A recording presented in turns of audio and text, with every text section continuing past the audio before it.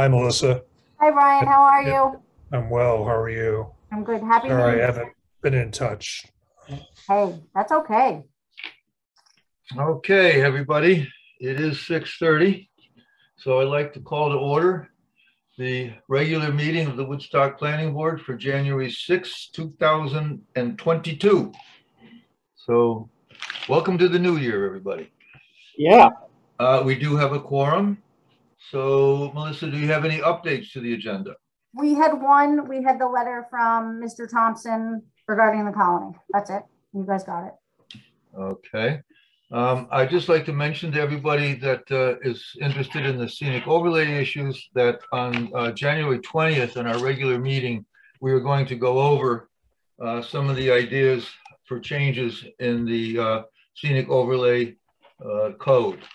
So stay tuned on the 20th for those who are interested in that.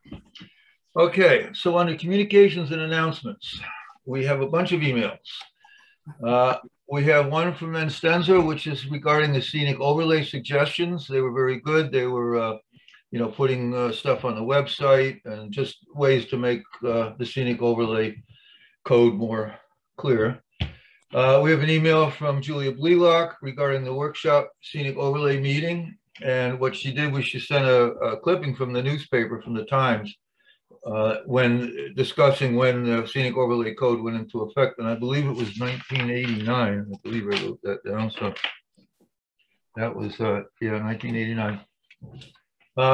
Then we have an email from a Balto regarding the Atlanta tree ordinance, which what Atlanta has on trees. We have an email from let's see, I got this here from Ashley Slavensky. yes, and that's regarding the email system maintenance. It was on December 28th. We have an email from Mr. Densmore regarding 22 Rock City Road. We have an email from Blask Lewis, which is regarding the cell tower. We have a newsletter from the Woodstock Housing Committee we received December 21st. We have an email from Maxine Resnick, and basically she's leaving the Land Conservancy and will be putting Andy mostly in charge. So he will be our new Land Conservancy director. We have an email from Campanza regarding Saugerties Aquifer Protection Law. We have an email from Supervisor McKenna regarding the Oranger case. I guess everybody on the board has heard that we won the case, or he lost, so we're okay. We also have an email from Supervisor McKenza regarding the New Year's. I have an email from Nancy Shuffler regarding zoning codes and noise, which is to do with the colony. A policy draft from Complete Streets, which is going to be Judy's going to give us later on. We have an email from Mr. Steinberg regarding the colony. We have an email from El Arzano regarding the colony. We have an email from S. Romaine regarding Centerline Communications, which again is the cell tower. We have an email from Mr. Montserrat regarding the scenic overlay. We have an email from Fernandez regarding the colony. An email from Supervisor McKenna regarding modifications considered for fees. We have an email from Grenadier regarding the colony. A letter from H. Bush regarding the colony. An email from Keith regarding the colony. An email from R.D. Pearson regarding the colony. And if I get this thing to work right. We have more emails from Mr. Montserrat regarding the scenic overlay, and a letter from Ms. Lansky regarding our ethics forms, which we have to fill out, and another email from Nancy Schuffler regarding the colony. ethics. So we have before us tonight one public hearing and one sketch plan review and two discussions and review. And then at the end, we have from Judy, the Complete Streets draft policy. And then at the very end, a discussion of fees and fee schedule within the planning board. So it is now 6:35. And the public hearing we have is Michael Arnstein. It's a Wetlands and Watercourse permit number 21-044. And this is a virtual public hearing for a Wetlands and Watercourse permit application for development within the Watercourse buffer area in the HR zoning district located at 3 Calamar Lane in Woodstock. And Brad Will is the representative. So board members, as you all know, that at the last meeting, we went over the Wetlands and Watercourse permit checklist to determine our findings. And we determined that there would be no adverse effects, environmental effects due to this. So I'm going to ask the board members if they have any questions about this. Open the public hearing. Excuse me? Open the public hearing. I'm sorry. I would like Okay. to entertain a motion to open the public hearing. So moved. Do I hear a second? Second. All in favor? Aye. Aye. Okay, so Just hold on one second. Stephanie, there'll come a point where they ask for public comment. I see your hand, so we'll let you speak then. Thanks, Steph. All right, Peter, go on. okay, so board members, does anybody have any questions or issues? We did go through the Wetlands and Watercourse permit questions and made our findings. So I'm going to entertain a motion to adopt the resolution unless somebody's got any questions regarding that. Well, we haven't done the public hearing yet, Peter. Okay, anybody from the public have questions regarding this issue? Stephanie. Stephanie would like to speak. Stephanie, you got to unmute yourself. I'm just doing that now. Hi, everyone. So I think myself and Peggy Malkin are on here. We're neighbors to this property. And I know we're late to the game and we're probably doing this in exactly the wrong way. But we thought this is our last shot with the planning board. We had some questions about the development itself. And I was wondering if we could just be heard about that briefly. They're just concerns that we have. I think I may be speaking for Peggy. She may have additional concerns as well, but absolutely. Brad Will is the rep, so now's the time. Okay, great. So it was really a couple of things that were just of concern and we wanted to get into, which the first one has to do with the number of units. You know, this area is a very quiet residential situation. Everybody's very considerate of each other. I have elderly parents here with me. So it seems like the number of, can I ask what the number of overall units are? I know there's 4 structures, but the number of overall apartments, so to speak, what is that supposed to be? Because it sounded from some of the prior YouTube videos, which I was able to watch, that it was going to be a dramatic escalation over what has ever been in this area before. So Brad, maybe you could answer that. Sure, I'd be happy to. Well, this is for a Wetlands and Watercourse permit. It's not a site plan review per se. And so the final number of units is still in process. We are still working on these 3 contiguous properties that, as you know, are all on town water and sewer.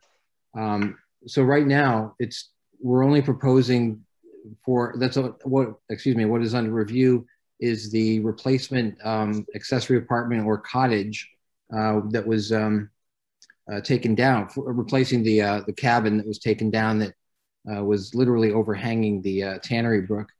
And then, I mean, currently we show two buildings, 2 structures on that narrow property as it was before.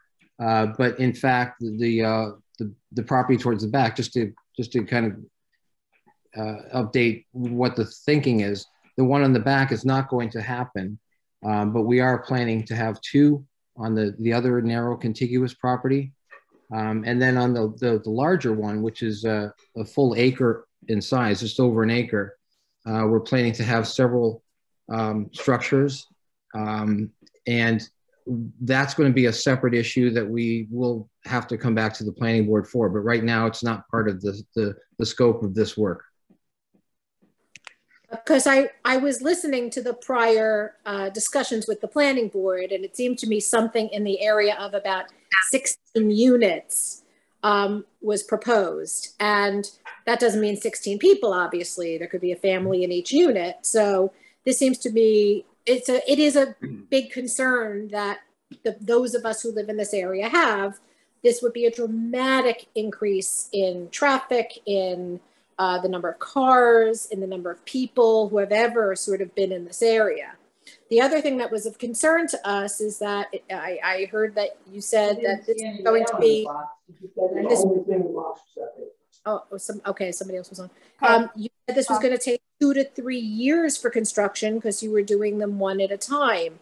You could imagine in a time of COVID when we're working from home, most of us, and just to elongate the development process from what could be a year or less to a 2 or 3 year process is extraordinarily of concern to us. I mean, we're here every day and have to, you know, we're obviously impacted by the construction that's going to go on immediately next door to us. So I didn't know why that would be approved in that way, why that would have to go forward in that manner. It would seem to me the best thing to do for the community that's already established here would be to sort of move this forward as quickly and as carefully, but quickly as possible. And I guess to that end, the last concern we had is, are there going to respond to that? Sure. We are going to be accelerating the construction. It's not going to be drawn out to that length in time. And what do you anticipate will be the construction for the whole thing? It's probably going to be a couple of phases that are much closer in sequence than the 2 or 3 years that was maybe mentioned before. I honestly couldn't recall that time frame, but it's probably going to be starting this spring for the first phase and a second phase as soon as the fall. But that's depending on a future special use permit application and review process. And what would that be for? Primarily for the larger parcel. And what would specifically be the special use of it? We would Stephanie, yeah. This is just routine procedure. They're going for the wetlands because they're addressing the wetlands.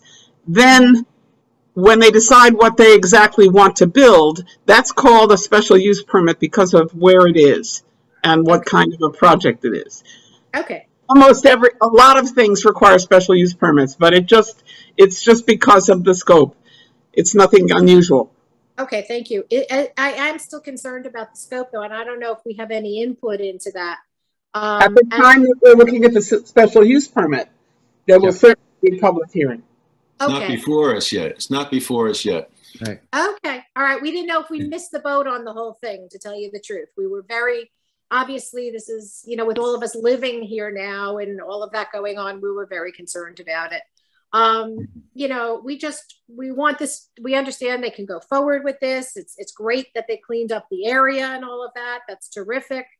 You know, we're just concerned about our quality of life as well as this is ongoing and even once it's completed. You know, and originally we had heard they were seeking to Airbnb at least one of the properties. I know that there's no slots available. You're ahead of the game. We're nowhere near that yet. We're just talking about putting a structure within the buffer of the stream. That's it. Okay. Okay. So all right. this is a public hearing for a wetlands and watercourse permit. So if anybody in the audience has a question about that, please go ahead. Yeah, go ahead. I see you. Unmute yourself and introduce yourself. Yeah, hi, Michael Veach from Studio Lane in Woodstock. Oh, I didn't see you, Michael. Okay, Michael. Hi, how are you? Regarding the wetlands and the number of cars that are going to be in this area, I'm just bringing this up because I have a 5-unit next door to where I live on Studio Lane. And their site plan review calls for 1 car per unit. And in reality, it's 2 and sometimes 3 cars per unit. So did the planning board, when they were looking at the wetlands and the watercourse, did they factor in stormwater runoff from what could be 30 cars? If each one of these 16 units has 2 cars, which is not, is not a stretch. What's 16 units?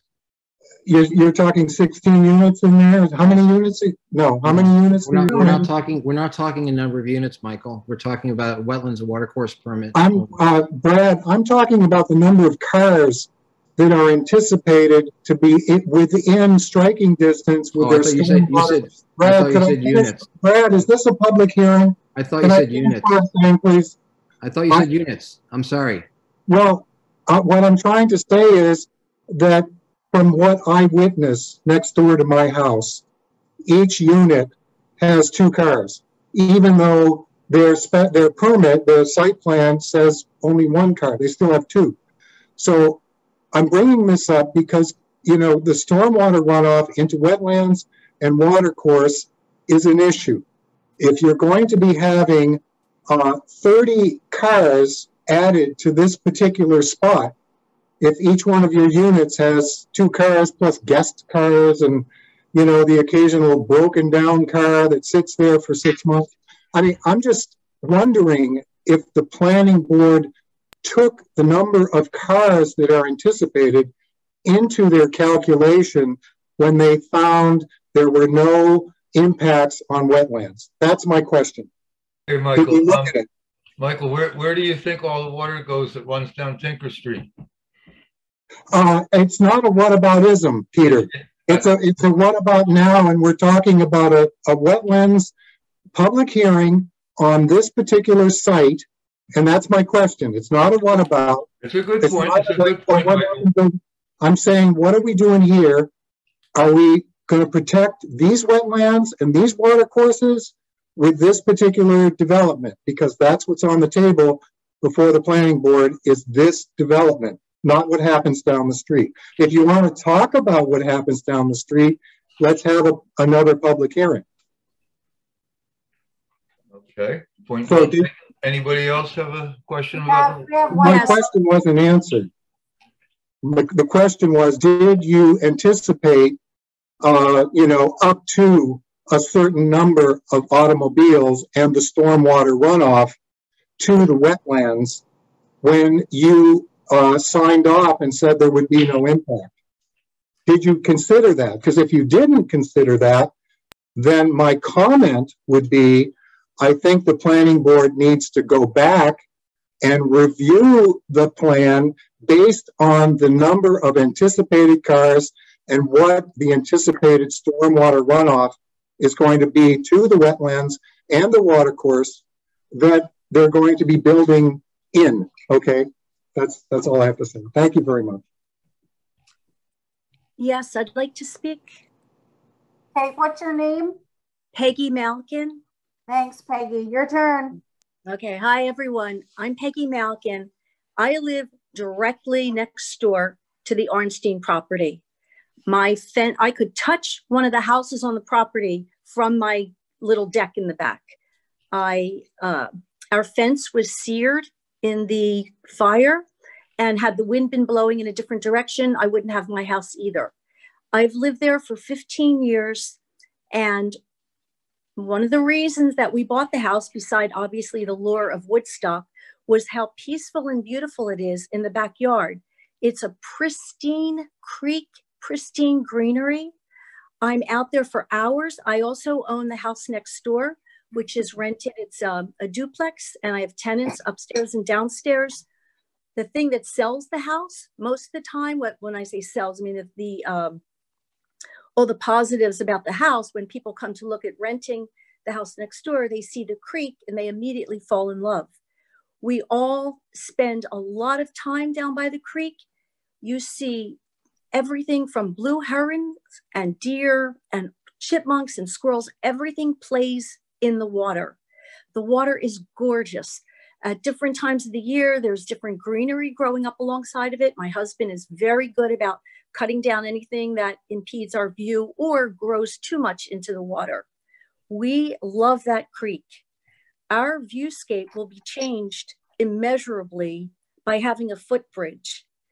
I don't really understand the necessity of a footbridge. When you walk over to the other side of it, you're just immediately at the bottom of that huge hill. So how many people are really going to climb that hill to get into the field?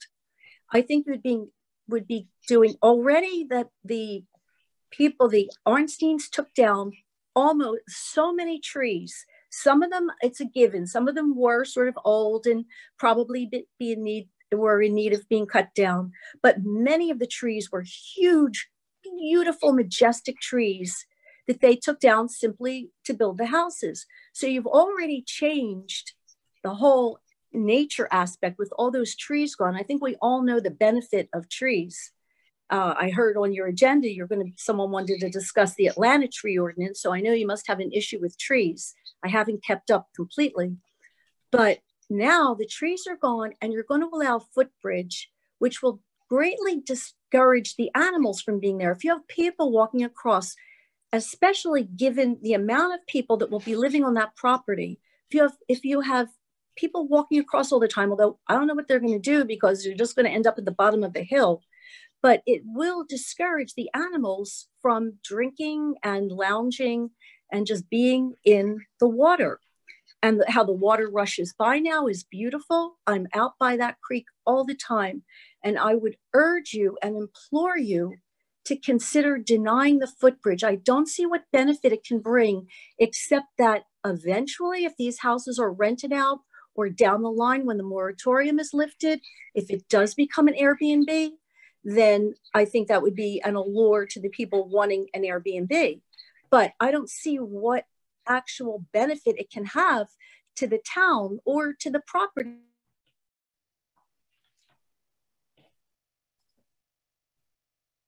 You accidentally got muted. Can you unmute yourself? Peggy? Yes. Thank so you. I'll just finish up. I'll finish up and just say, I have been there for 15 years. From what I always understood, the town was upset that it was becoming more transient with people, turning their homes and apartments into Airbnbs. And I think that you should give some consideration to people who are loyal Woodstock residents who've been there for a long time and are not moving here now just because of the pandemic or just because it's cool to go, to get out. They want to get out of the city. This is, I'm a longtime resident, as are many of my neighbors. And I just think that you'd be doing a great disservice. And I don't see any advantage or benefit to putting up a footbridge other than eventually one day making it conducive to having people like the property. But I don't see how it can help. And all it will do is just discourage animals and nature from taking advantage of the water. Okay, we have a 6:45 sketch plan review. So is there anything else on this? Because we really have to move on. Peter, it's Brian. I have a couple. Hi, Brian. Brad? Yes. I was at that property. How many trees did you take down? I took down 0. How many trees were taken down?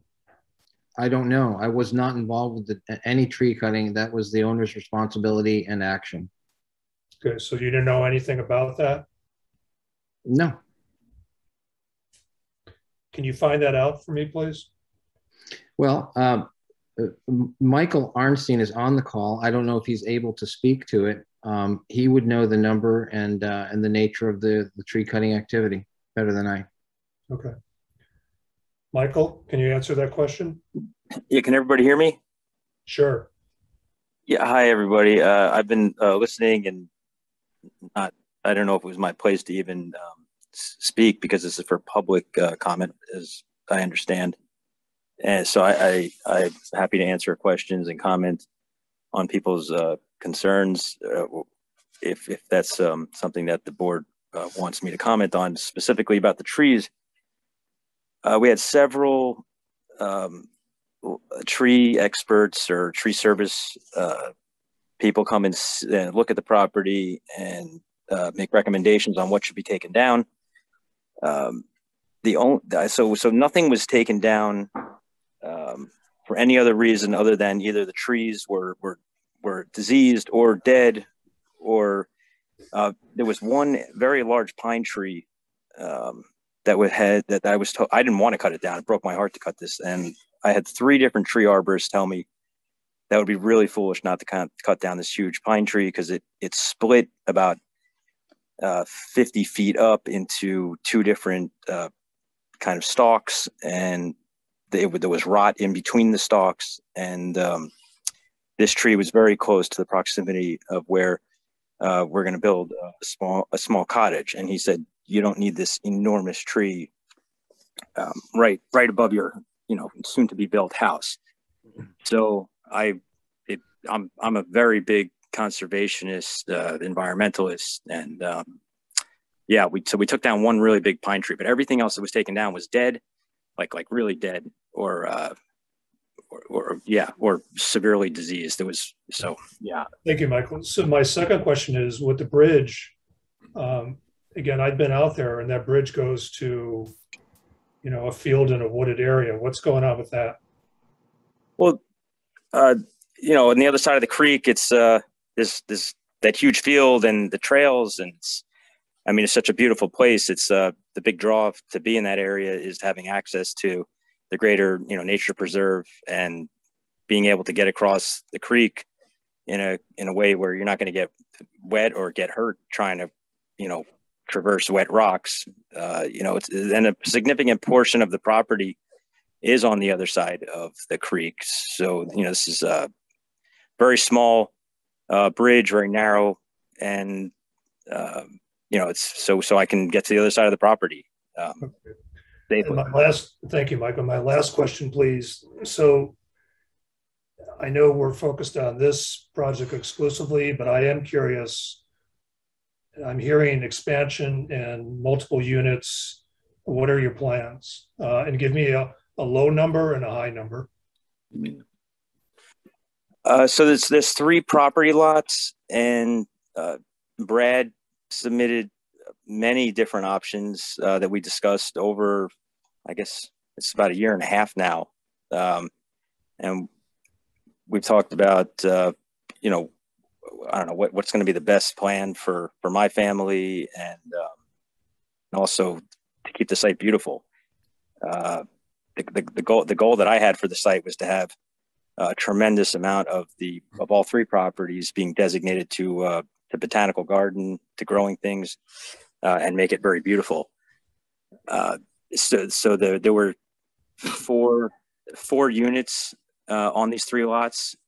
We plan on adding up to 6 units, but that they would. I don't know the exact square footage, but there's no monstrosities being planned, I think people are going to be very happy with the goals of making something that's going to fit in with the town. The architecture, design is something I'm very, very passionate about, and I want to be a great neighbor and come out of this making as many people happy about what's going on. I'm not looking to turn this place into a hotel with, I heard these 30 cars. There won't be anything of the sort ever. That's never been in the plan. So I can answer more questions, but I want you to know I'm a partner in making this place beautiful and quiet, and respecting the property and the nature that's there now. Thank you. Thanks, Michael. I think Peggy just wants to ask you some questions. So Peggy, you just have to unmute yourself and just keep it brief because we are on a schedule and we're running a lot over. Okay, I promise. So a couple things. I deal with this all the time. Asking the tree service which tree should come down is like asking the fox to watch the hen house. Of course, the tree service, even though they do employ certified arborists, but it's a tree service. That's how they make their money, by cutting down trees. I have to disagree. Mr. Arnstein has not owned the property that long. As I said, I've been there 15 going on 16 years. And Some of the trees that were taken down were very healthy. The only reason they came down is because they would interfere with the building of the property. And the other thing I wanted to say is that, yes, when you cross the bridge, it gives you access to the fields. However, that's not an easy access. You have to be extremely agile or athletic, in good shape, because going across the bridge only takes you to the bottom of a very steep hill. So I don't know how many people will actually use that to climb up the hill, especially if it's been raining and it's muddy and slippery or it's icy in the winter.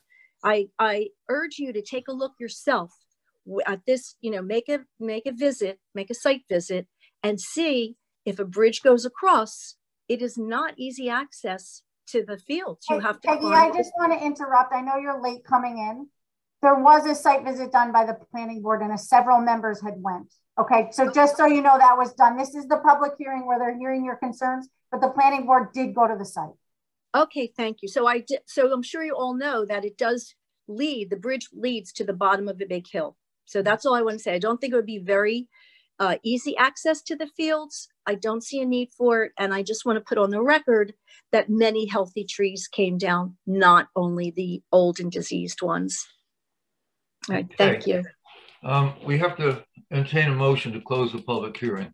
All right, hang on. We got 3 more people with their hands up, Peter. Okay, we're getting way behind, and this is about a wetlands and watercourse permit, not about trees or anything else or buildings. This is a wetlands and watercourse permit, which we've already discussed in a past meeting. And as far as the site plan review, that was 3 or 4 meetings ago. So, okay, go ahead. I saw Stuart. We'll go, Stuart.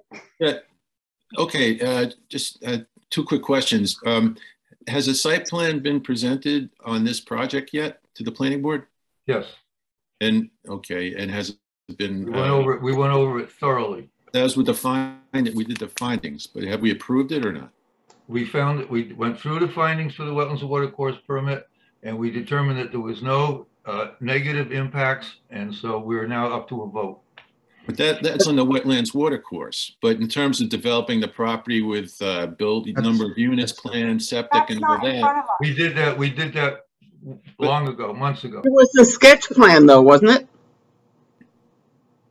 No. Melissa said it's not in front of us. I don't recall that we actually did. The only thing in front of us is the wetlands and watercourse. I understand that, but I'm trying to clarify, if someone can refresh my recollection, is have we yet approved a site plan proposed for what they want to do with the property? Does anybody know? No, that would happen tonight after the public hearing. I'm sorry? That would happen tonight after the public Can I clarify something? We're not there yet. We're not, you are going to have an opportunity to do that. We are going to present that. This is just for the cottage and the suspension bridges. Right, but it hasn't been presented yet. Is that correct? It's still in development. Okay, fine. So my second question, hopefully the last one, is why is the wetland application, the permit application, separated from what you will ultimately want to do with the property? Why has that gone first? I concur. There's a question. I'm trying to find out is there a strategic reason for it, a practical reason for it? Why do we have this in isolation? Because we wanted to get the cottage rebuilt primarily, and we wanted to just have the suspension bridges reviewed as well at the same time. A wetlands and watercourse permit requires a public hearing. So does a site plan review, and they're separate. But what Melissa's been doing in the past is to put the 2 together for a final vote. So they are separate. We could treat them separately, completely. The watercourse permit separate from site plan. Right. So to piggyback off you, I would say it was case by case with what they were ready to do and what the applicant was choosing to do with their project. All right. I understand that, because a lot of the comments tonight are about an aspect of the development that hasn't been put before us yet. And I'm wondering, should we deal with this application in isolation, or should we hold it off until we see the whole project and then we can understand the impact? But I don't know, it's just a thought. Those are my only comments based on what I've been listening to. Stuart, look, if I can just comment on that. These are 3 properties. They happen to be owned by one, the same owner. But what we're proposing on the two narrow properties, or in the one at this point in time, but those two are as of right. It'll be a primary residence and an accessory apartment. You don't even need a special use permit review for that. When we get to the point where we're looking at the larger project, the larger parcel, we are going to be pursuing a special use permit application and review, because we are considering proposing more, an additional unit beyond what is allowed by law, allowed by the zoning law. And so that's really all we need to do for that parcel in that project. That's why we're treating these separately, because we wanted to get the cottage going. So that was the primary concern. Just for clarification, it's a wetlands and watercourse. The cottage existed, but it was very much in violation. What you're proposing to do is somewhat less in violation, but that needs the watercourse permit, and so does the bridge. Am I right? Yes, because of the base flood elevation where that exists, and where the cottage is proposed, which is significantly pulled back from the banks of the Tannery Brook. That was actually a hazardous structure, and it's a good thing that we're moving on and putting up a modern, well insulated, flood plain, sensitive and compatible structure, unlike what was there before. It is a replacement project. For this wetlands and watercourse permit, it was calculated that is roughly under 25 feet within the buffer. That's what this wetlands and watercourse permit is for. Right, Brad? Back me up. Yes. And the bridge, which is really a separate question. I'm sorry. I say it's for the cabin, but it's also for the bridge. Yes. Which That's what was submitted back in September. Right. Yeah. But that's all. Yeah. I saw your Raina next. Guys, can we just make this quick? We are trying to move on. Yeah, so thank you, Stuart Lipkin. I really appreciate your questions. And I know that Brian Normoyle was trying to ask the same questions. And I think that's a good point as the site plan review. And I get why Brad Will is saying, or I'm learning to work on this other piece first. But I think it is kind of important to think about the whole project in terms of residential housing in our town at this time during a moratorium, where some of the planning board members and the oversight task force are working on some of the zoning changes, and that maybe this does need to be looked at as the whole piece of what the point, what is the project, the whole project, the purpose. Is it commercial? Is it not? Is it what's happening? I'm more having kind of a comment and thinking in terms of that we've got a housing crisis here. I don't know. I don't think I can talk directly to Michael Arnstein, but I'm wondering if he understands that that's the situation. And this property used to house elderly artists and families, locals, and now it's not, tragically, from the fire.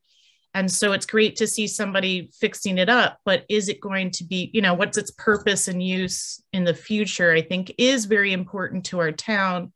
And that some of those zoning laws that you're referring to now might be different in a few months. So it's just, I don't know if it's worth saying what Stuart was saying is should we, for you guys to delay to look at the whole project?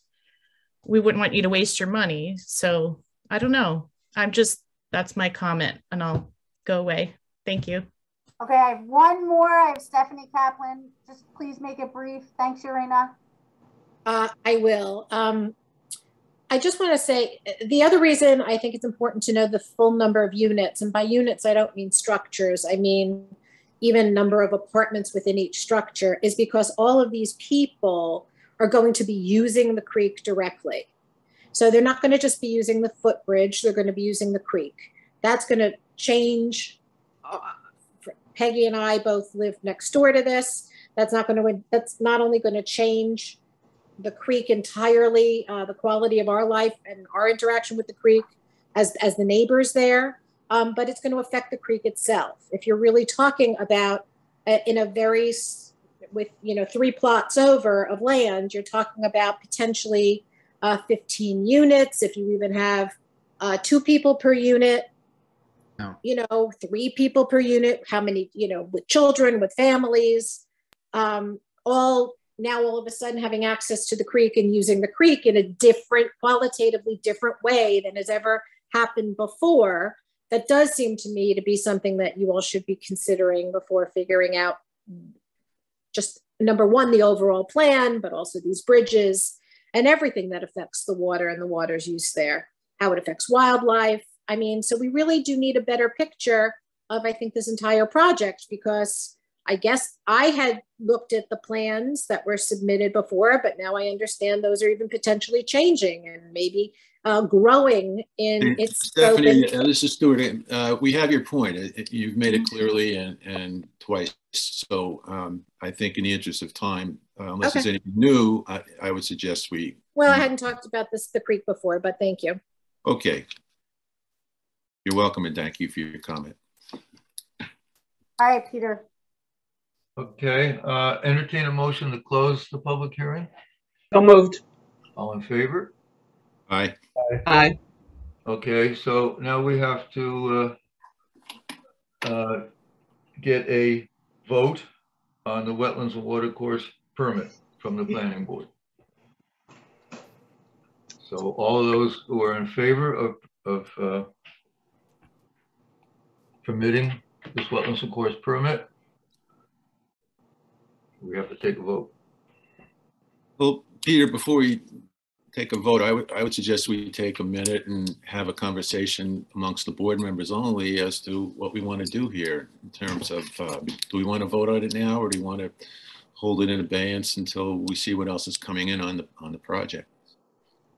Well, this is just the Watercourse, Wetlands and Watercourse permit. We're talking about 25 square feet of buffer. And this is what this meeting is about. So we can just pass this, and then Brad has to present the rest of his project later on. We don't have. I have to admit to some concerns about the bridge. I don't have any concerns about the cabin, but the argument about the bridge changing the nature of that streamscape, I think, is a fair one.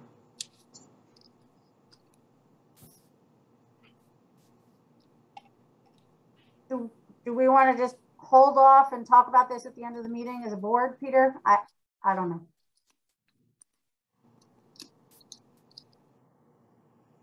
This is Brian. I've seen this enough where I'm becoming skeptical. I mean, yes, this is what's before us now, but then the project scope expands significantly. And then we find out what the true intention of, in this case, multiple properties are. And so it's hard for me to make a decision based on one thing. I too have concerns about the bridge. There's something there.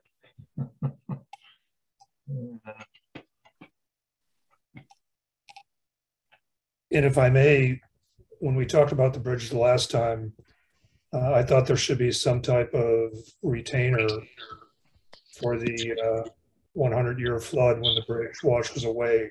That is probably going to happen every 3 years. I don't know what happened on that. All right, well, board, decide if you want to postpone this to another day or not. I guess that's tabling, isn't it? Tabling it.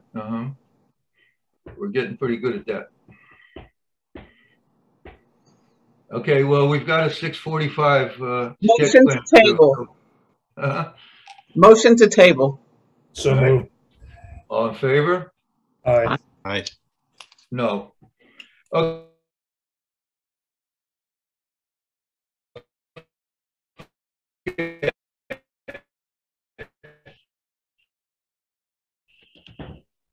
We now move 21-11608, sketch plan review of a subdivision application of a 15-acre lot into 2 parcels of 10.2 and 5 acres in the R3 zoning district located at Route 212 in Woodstock.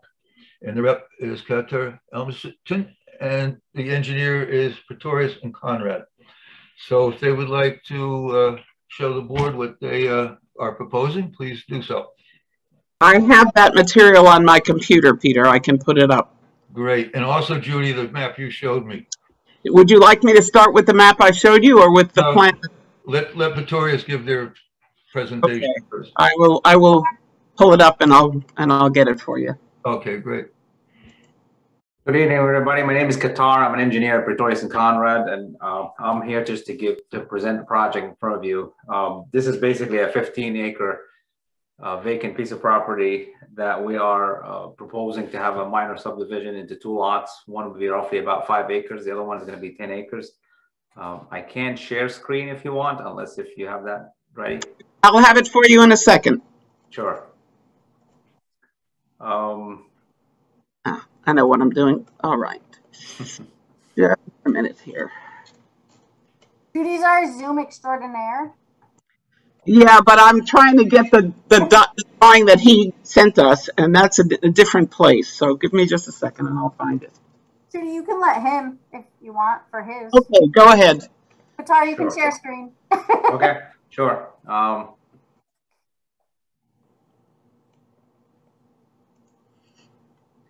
So this is page 1 of the set that we provided, which basically shows the overall of the property, 15 acres property, and you know, as you can see, it's right at an intersection between Route 212 and Wardwell Lane. The proposed subdivision is basically to turn it into 2 lots. One is a 5-acre lot, and the other one is the remainder, which is about 10 acres. Access to the 2 lots will happen right off Wardwell Lane. We're proposing a 16-foot travel path through a 50-foot right-of-way that goes all the way to serve the 2 lots. And then from that point, we'll break into a 12-foot wide driveways that takes you into the 2 proposed house sites. The septic has been designed, and approval was obtained back in December of 2020 by Rich Roth Engineering, and this permit basically is still valid till the end of this year. So there are 2 sites for the septic. There is a possibility for the well location for both, and again another 2 spots for possible 2 houses. Zoning wise, the proposed location of the houses falls within the allowed zoning. There is really you know, nothing restriction wise that we can find that prevent this from happening. It's just a minor, you know, very simple 2-lot subdivision. We proposed on the 3rd page, just to give an idea about what the shared driveway going in and how the grading will work with this one. Really minimum lot disturbance, and you know, basically that's the project in a nutshell. So I'd be happy to answer any questions or if anything that the board would like me to answer. Okay. I have a question. Yeah, hold on, Judy, one second. Let me just mention that this was before us several years ago, and it was denied because the road went through the wetlands. So I see that you're now going up Wardell Lane to avoid the wetland down below. But if Judy will show you the screen of where the wetlands are, if Judy can bring it up. I can stop sharing if you want. Please. No. Yeah, go ahead. Thank you, Qatar. All right, this is not the right thing. Just a second. Here we go. What I did was I took your map from your proposal and clipped it and pulled out the same property lines from my ArcGIS map. And that is where this comes from. Now I want to see if I can get it a little bit bigger, but it doesn't look like it wants to do that. Oh, yeah. I have to go into Photoshop. Nope. Can you see it well enough, or can you bring it? The point I want to make is this is not a federal or state wetland. This is a Hudsonia identified wetland, but the town law says that you can't build within a 100-foot buffer of any identified wetland, including this one. And you're clearly in the buffer for one of the houses and in the wetland itself for your septic field. I don't know how the county didn't see that. I'm missing this. I'm sorry. What type of wetland is that? I missed that. Hudsonia did a natural resources survey of the town back 6 or 7 years ago. And they identified a lot of wetlands that are not on the New York State or federal list. This is one of those. We have a lot of experience with Hudsonia, and their designations tend to be accurate. But of course, if you wanted to have a certified person come out or have the town wetlands officer come out and determine whether this is accurate, all I can say is the shape files that I have from Hudsonia, which have been agreed to by the Natural Resources Inventory, agrees with this position. I thought maybe my, the parcel maps are sometimes slightly off, maybe 10 feet or so. So I was very careful to line up what you had with what I had. Yeah, let me just explain to the engineer the difference. There's state wetlands, and those have to be 12.4 acres or greater. There's federal wetlands, which have to have a watercourse connection to a navigable waterway. All other wetlands that aren't those two are now included in the Woodstock wetlands and get a buffer, a 100-foot buffer. So basically, we would need to have those wetlands delineated and mapped so that we know where the boundaries of the wetlands are and the buffer. Okay, so if we provide a wetland delineator into that area and they don't agree with this map, would that be acceptable by the board? Of course, whatever the wetland delineator delineates and the engineer, the licensed engineer assigns to, that's what we get. Right. Well, what we would do is there's a third party, which is basically a wetland delineator that is basically certified by to do this. We don't get into their work at all, and they would give us the map and they would sign off on whatever they do. Exactly. Exactly. We don't get but much. Please note the Woodstock law is a 100-foot buffer around the wetland. That orangey tan there, that's the buffer. I understand. From a previous maps that I've looked at, which had a subdivision of that southern area there, it showed the wetlands way to the south of that where it's shown right now. This is why I'm just not exactly sure why it's creeping up like that. Yeah, the wetlands you're seeing to the south of it is federal wetland. Yeah, I'm gonna go. I'm into my no, this is the wrong thing. There we go. Now, if I go to your property, okay, so I don't have the orthographic protection up so that you're just seeing the map. The other thing to notice that there's a water course going through there that needs to be located. Probably, yeah, there is a stream right through here. I can turn off that wetland and then you'll be able to see it. Yeah, you see it here where my hand is moving, and another one. There are actually two of them. One goes this way, the other goes around that way. Yeah, the one to the south is definitely not close to where we're just proposing to house sites. The federal and state wetlands are not even here, but this is one that Hudsonia mapped, and obviously they use photographs and a lot of other resources in addition to on the ground studies. So having somebody actually out there to determine it would take priority. Okay. Sure, we can do that. Now, as far as the septic approval, I mean, this is something that got done before. I'm not sure why the health department didn't raise that issue, but we can look into that too. You've got a big enough piece of property there. You ought to be able to do something like what you want with it, but it may not be exactly this.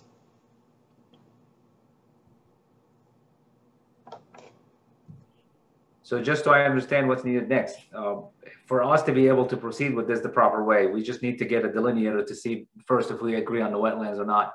And then from that point, we can delineate, we can get the 100-foot buffer that we can look at. And then within that, away from that 100-foot buffer, we can see if we can make it a 2 lot or not. Because again, I can't imagine a 15-acre property cannot simply be housed, have 2 houses on it. I agree with you, and I didn't see anything else there. I mean, you've got some core woodlands, but half of Woodstock is core woodlands. I understand. The other thing is the topography too. I mean, I don't know if you noticed that my first page there, the land does go up from that point. So this is where I just want to make sure if we overlay the maps together and get the delineation, I just want to see if it follows the topography or not. Because at a certain point, the water would not climb that high. Yeah. I just want to see how that works. Give me a second. I've got contour lines in here. Sure. So this is your place. And you certainly do have a little peak right here. Yeah, I can see how that's an issue.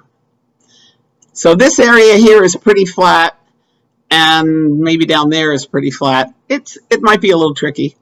We're putting the houses on the higher spots. So right. Over in here. Yes. That's right. So the real question is the position of that house in this area that I'm moving. I think the house located on the 10-acre piece, I don't believe that's going to be a problem. I think it's the other one that we're proceeding with, the 5 acres, is the one that we have to be looking at closely, especially with this map. Yeah, I think you're right. Okay. In fact, I'm quite sure you're right. Okay. Any other comments that I need to look at before we proceed with this? I think that was basically it. I mean, everything else seems fine. Like I said before, that this came before us a few years ago and it got denied because the road was going through the wetlands. So yeah, I wasn't aware of that, but sure, we can look into that. Okay. All right. All right. Good. Thank you. All right. Thank you. Thank you. Okay. Thank you. So under discussions and review, we have 655.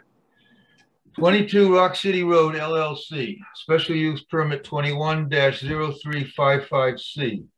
This is a follow-up to a virtual site plan public review, hearing just to correct you. for a site plan review application for site plan modification to develop outside area for commercial and communal use in the HC zoning district located at 22 Rock City Road in Woodstock. And the reps are Robert Neal Howard and Alexia Howard. I'd just like to mention that the public hearing is closed and we had a technical difficulty at the end of that meeting. So we didn't get resolved the noise issue. And I know Alexia had presented a plan. We have gotten 50, 60, maybe 70 emails on this case. I don't know what the relation to for and against is, but the ones for said it was a good refuge, a good safe haven for people to go during the COVID. The ones against were definitely, it was about the noise. So I'm going to turn it over to the planning board members to see what they suggest at this point. It's a tough one, Peter. I mean, I'm inclined, I really understand the noise concern because music is not just a noise. It grabs your ear and it pulls you in, whether it's good music or bad. And I don't even know that the decibel requirements in the town law account for the way that it travels in a place like that. Yeah, the whole issue, there's two legal issues about noise ordinance.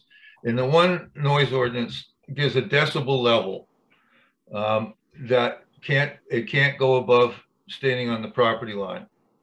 Now, as a surveyor, I've used those decibel meters on the job. And when I stood there on the property line, it was at 0.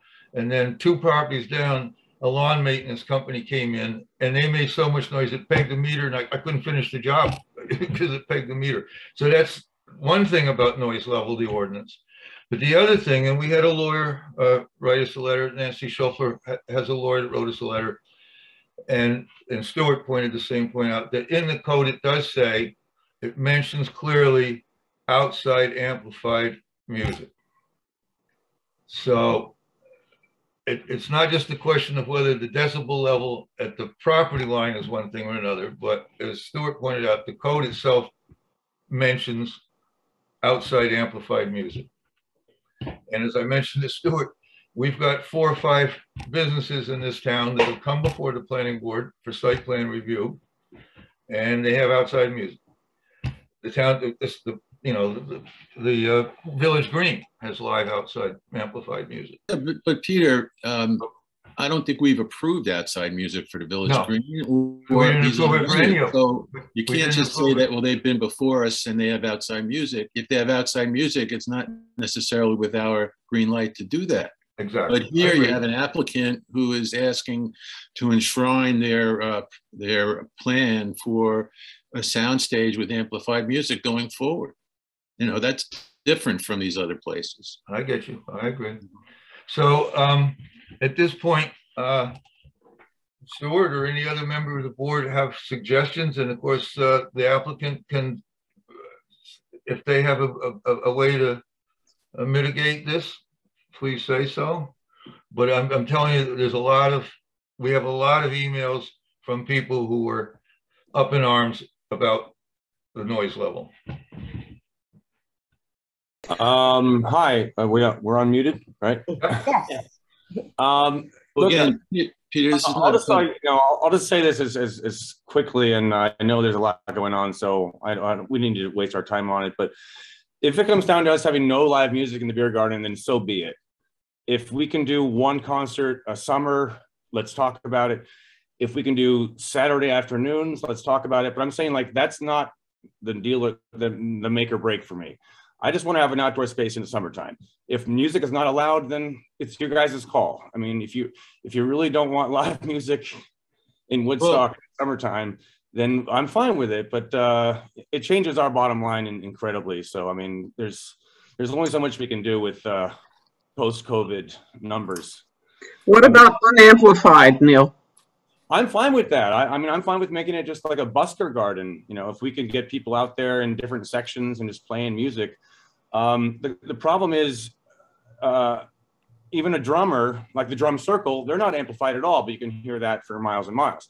I mean, there's no, it's a physical drummer in the beer garden playing is too loud for the people who don't want to hear it. And I totally understand that.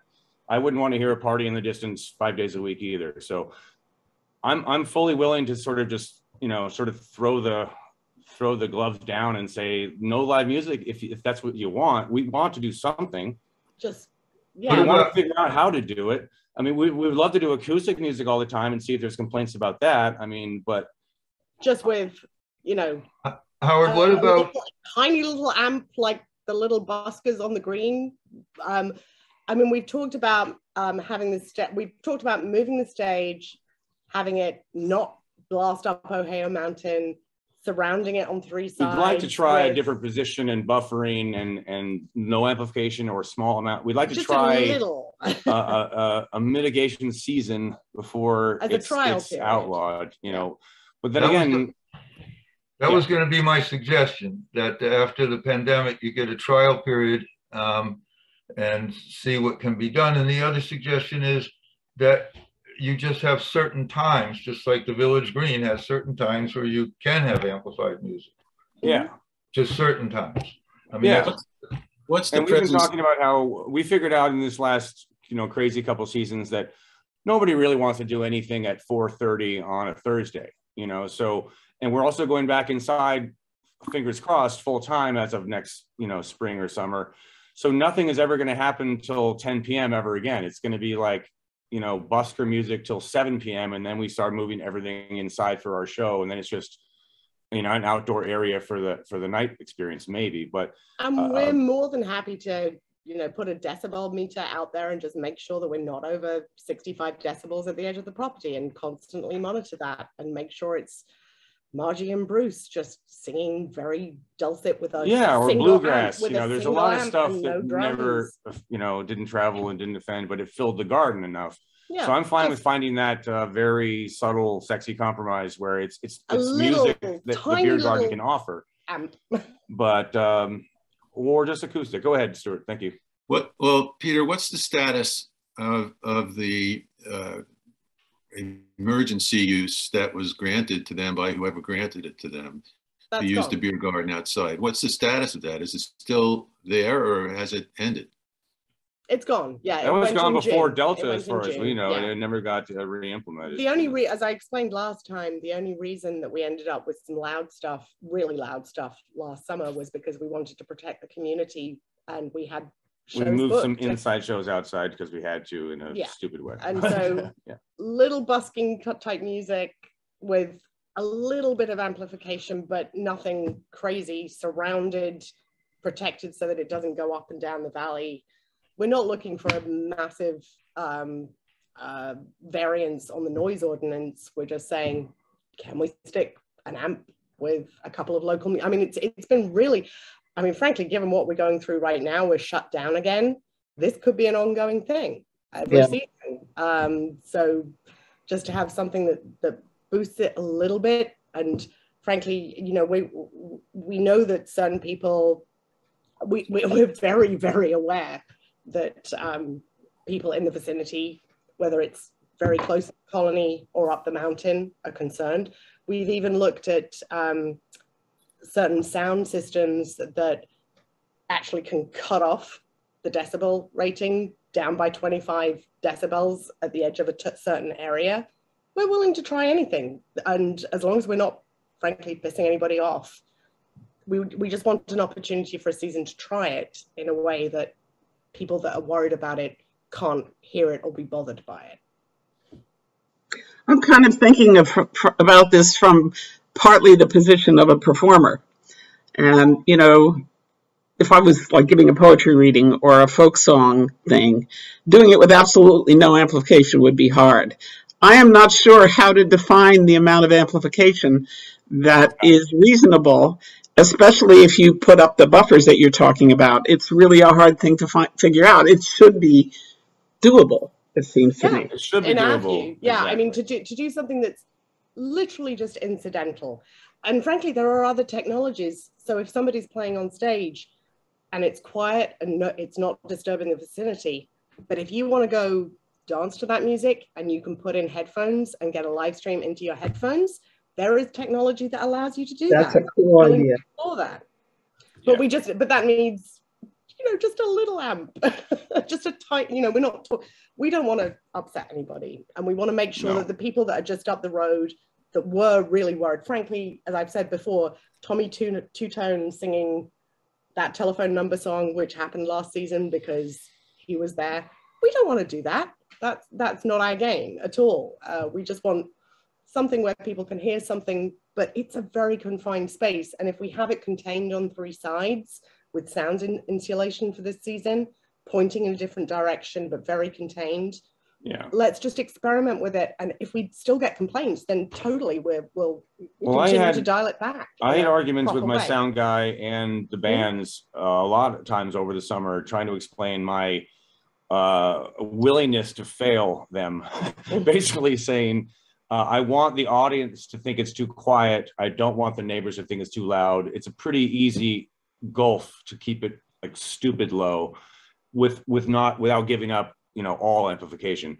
And I dare say, and I don't know this for a fact, but I dare say much of the swaths of time when we were playing music, it wasn't loud enough to get complaints. And a few times there were spikes because of, you know, inside band and I mean, we are between mistakes on our part, but we are between 2 parking lots and a cemetery.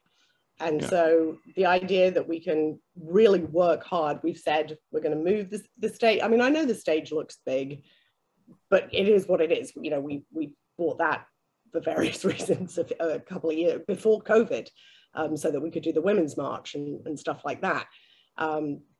But the idea of just having somebody on stage or a couple of people on stage, no drums, a little bit of amplification contained so that it's not going up and down the valley. We're just asking for the chance to trial it and see if it upsets anybody. If it still upsets people, we'll obviously think again and be perfectly willing to have another conversation and make sure that the people at the road are not disturbed. That's what we want to do. Yeah. Peter, we've done trials and limited time letting us see what happens things before. I'm kind of in favor of this. If they give us a proposal of exactly what they're going to do, allowing for the possibility of it. So am I. Board members? I agree. I like to see it backed up by a report from a credentialed acoustic expert who can give more assurance than the owners saying, well, we're going to try it, maybe it'll work or maybe it won't. And it's not, I don't mean that as a judgment against what they're trying to do, but as a board, you know, we're being asked to green light something that even the owners can't tell us with assurance that it's going to work or not. And we've been getting concrete complaints from different areas of the town, well beyond the cemetery and whatever else is directly adjacent. So, you know, it doesn't really help the cause to keep telling us that you're next to a cemetery. I mean, nobody's complaining from the cemetery, obviously, but we do get complaints from different blocks, you know, in different sectors of the town. So obviously the sound is traveling and it's an issue. And so just from my own perspective, I'm not comfortable approving anything unless I see some kind of, you know, credible report from someone who knows the field on which we can rely at least to go down a certain road. That's my own view about it. And we're not really going to be able to show that until we actually get into next spring or this spring and actually do the church mouse version of it. John had his hand up there. Peter, we've been this route many times with noise. And one of the issues here is that the way in which the sound travels in the valley, I don't think there's an acoustic engineer in the world that can really help us. So trying to limit it to the amount of acoustics to a limited time period and let's say acoustic music at a certain period of time and maybe amplification at another period of time might be a good compromise on a trial basis. But I don't think any engineering study is going to help us. It's really weird. The way the sound travels, my home is 1.5 miles from Andy Lee Field. And there are times in the summer when I can hear the individual conversations going on at Andy Lee Field. Yeah. It's bizarre. It just depends upon the weather and the acoustical bounce, whatever it's bouncing off. You're in the middle of the mountains. It's very difficult. This is an incredibly difficult thing to try to get your hands around. And the other complicating factor is that this is not the only venue in town. And if we green light a sound stage proposal here, and then, you know, 2 months from now, another venue comes in wanting to do a similar thing, then before you know it, we've approved the alteration of the soundscape across the entire town. And that's not something that I'm really comfortable with, because I think quiet is a value to a lot of people, and it's important. Yeah. Any other ideas from the board? This is Brian. I mean, Go ahead, Brian.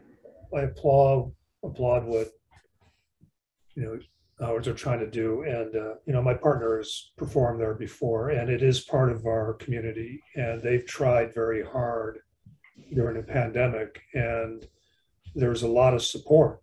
But we have to listen to the individuals that are impacted negatively by this. And Stuart, I think your idea is good in theory, but I just don't see how we could possibly do that. So what are we left with? And the drum circle is a legacy issue in Woodstock that is grandfathered in, that is an outlier, and that's not in our purview. And I don't think it's fair, as you point out, Stuart, I think to compare that, any venue to that. So what do? I think we do, my vote would be to try a trial and be pragmatic about it. And you're gonna find out pretty quick whether you're successful or not, and you know what not to do.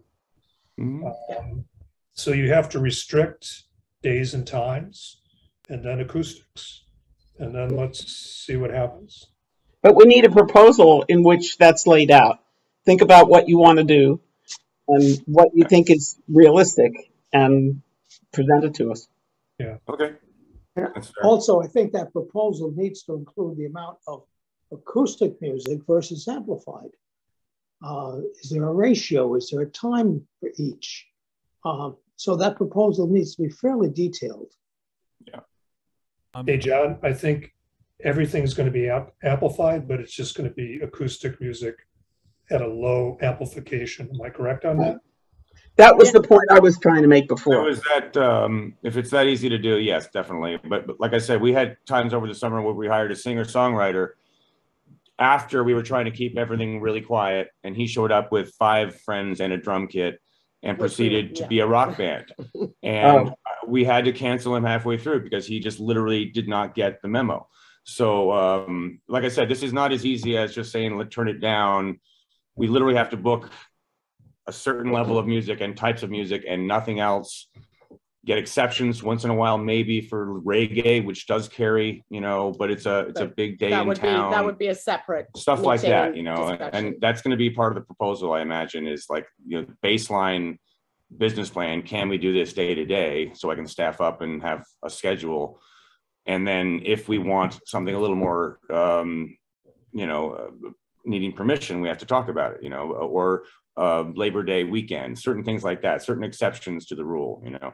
But I just want a basic baseline approval that we can hope to have a season next summer with Paul McMahon every day. You know? The other possibility, Neil, is because it's done, is that for when you want to have a special event, you know, like a holiday, like a big event, special event, you actually get a permit from the yeah. And I see that compromise. And once you have the permit, then you're okay, because you can't get a fine for the sound ordinance because you have a permit.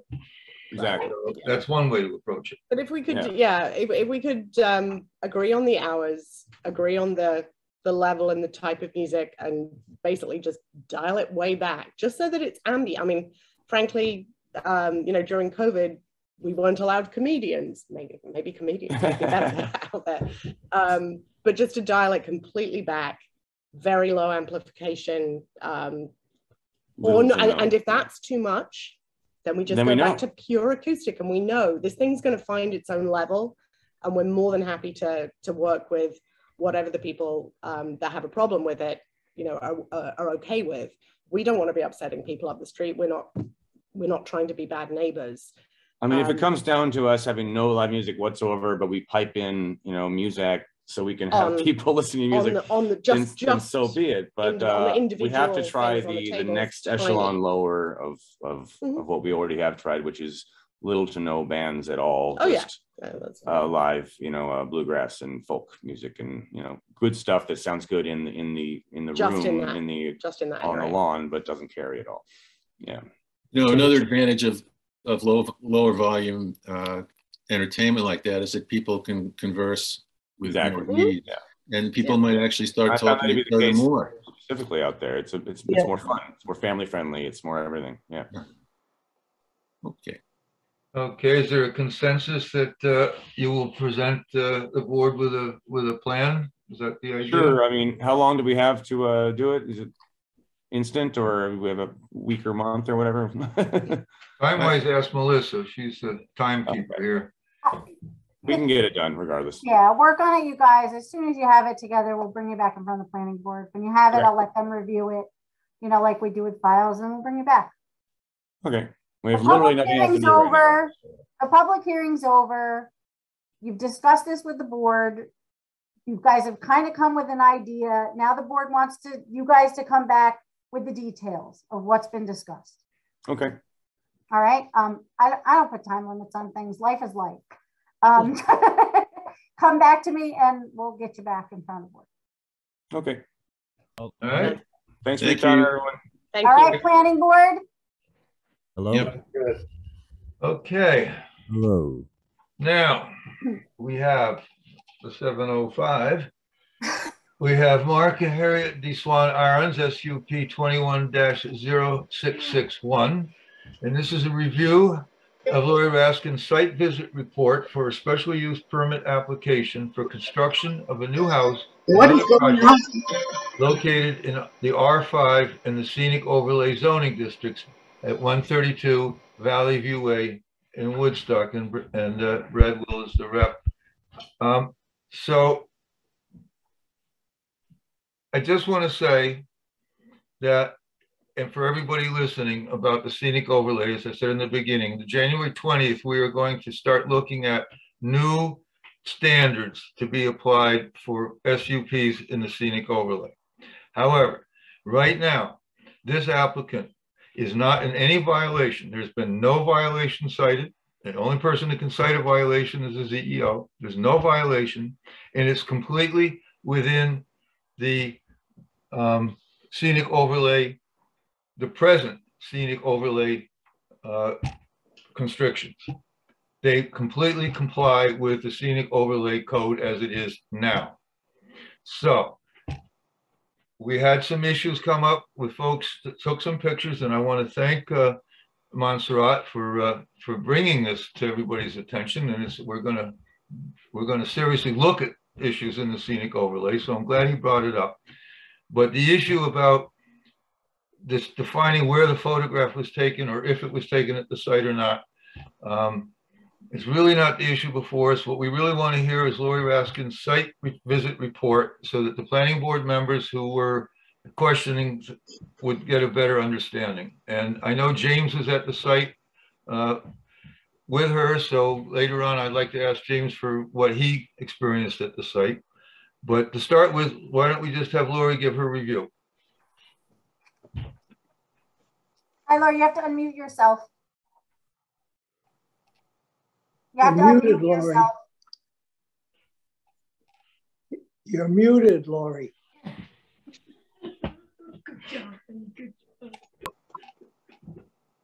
Yay! Okay. Sorry about that.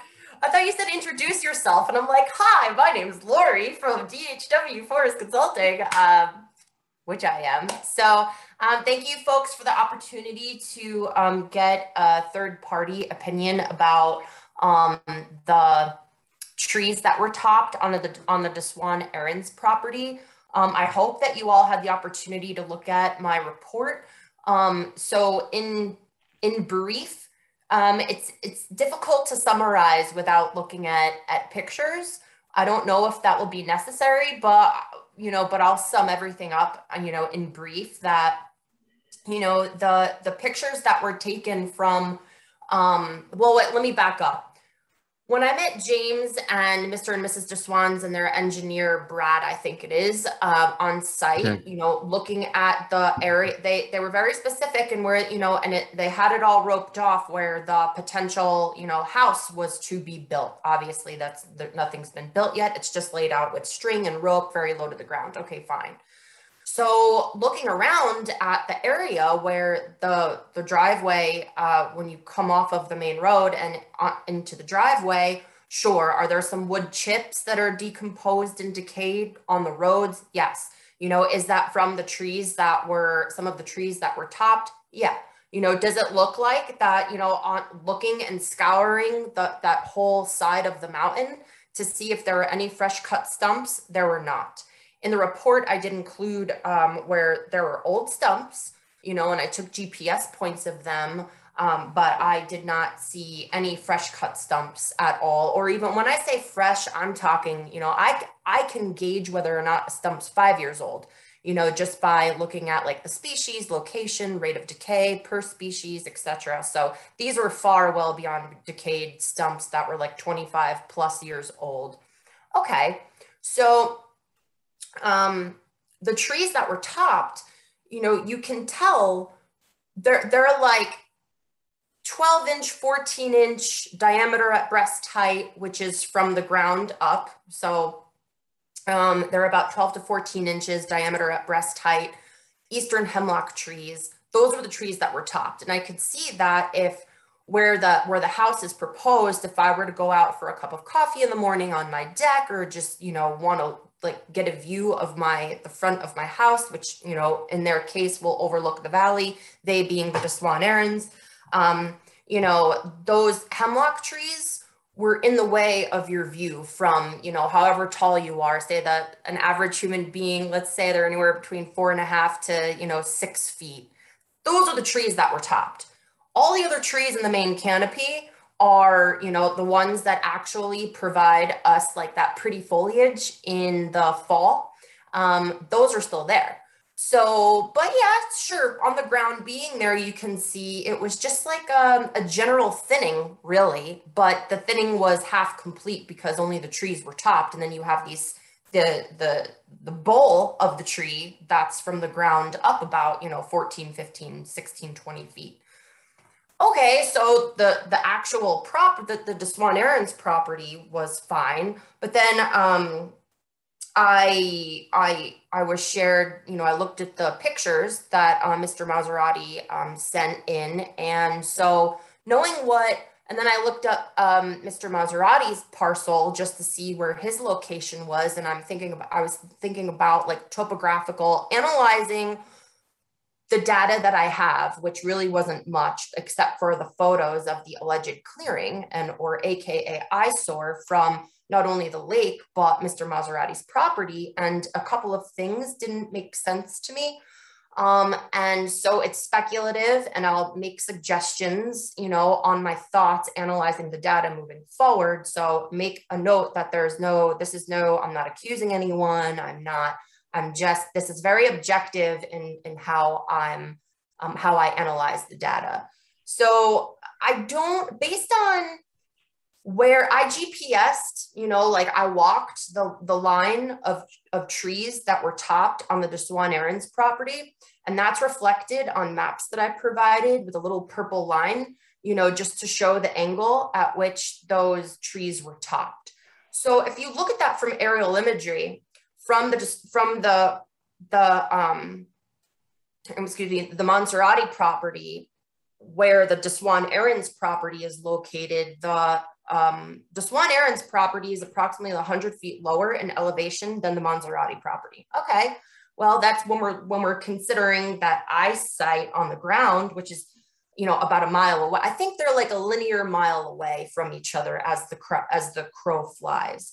Okay, all right. So I'm thinking about that, and the purple line that I GPS that's on the map compared to that of the aerial view of how you would see the Swan Aaron's property potentially from the Maserati property. The pictures that Mr. Maserati provided suggest that the clearing is like a horizontal linear view from his property where those pictures were taken, allegedly.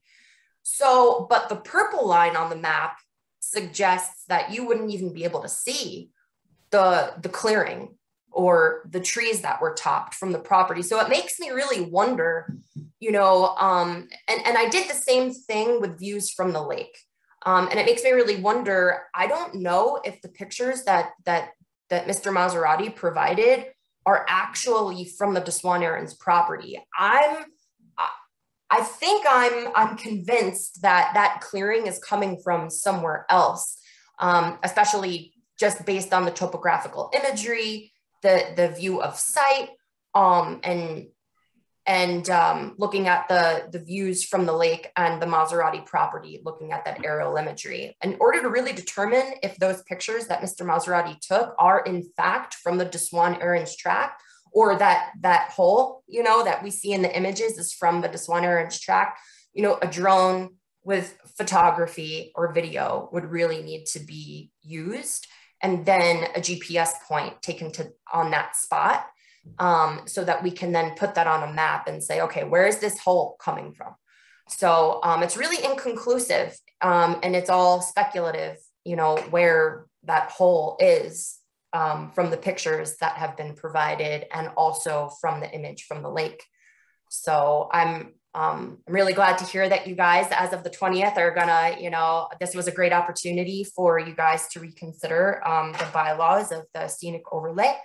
And as mentioned before, Peter mentioned that there's been no violations. If, moving forward, you just want to see that maybe they, the Swan Aaron's plant some trees, I wouldn't recommend planting eastern hemlock because of the hemlock woolly adelgid, which is a pest that is just decimating populations of hemlock trees. So that's a large concern, and it's very difficult to treat. Right now, biological agents aren't available to the public, though they're being experimented on with Cornell. So that's good. So in any event, I would recommend planting something more native to the area, like Eastern white pine, like, 14-inch to 24-inch saplings.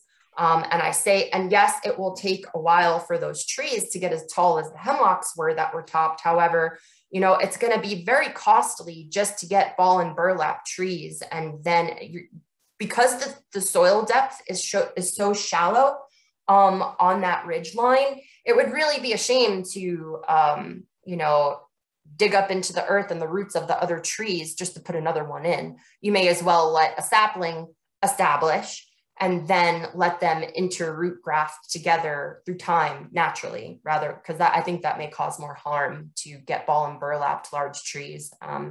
So yeah, that's what I think. That's my opinion. Okay, thank you very much, Lori. Thank you very much for going there. James, I'd like to ask, James is there at the site visit. What was your impression of the situation? There I am.